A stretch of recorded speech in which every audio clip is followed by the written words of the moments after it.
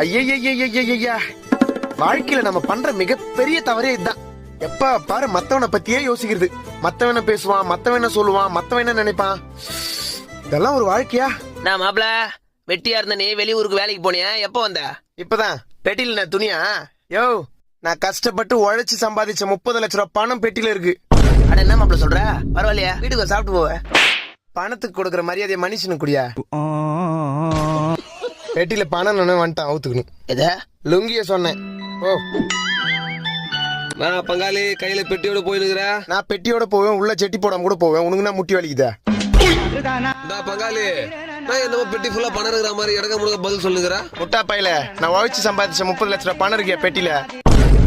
நான் பங்காளி சொல்ற, எனக்கு அப்பவே தெரியும் பங்காளி நீ நல்லா சம்பாதி பண்ணு. கை வலிக்குது, கொஞ்சம் பெட்டியை வீட்டு வரைக்கும் எடுத்து மாதிரியா? நான் பங்காளி அப்பலாம் என்ன பங்கு கையில நான் துணி பெட்டியா?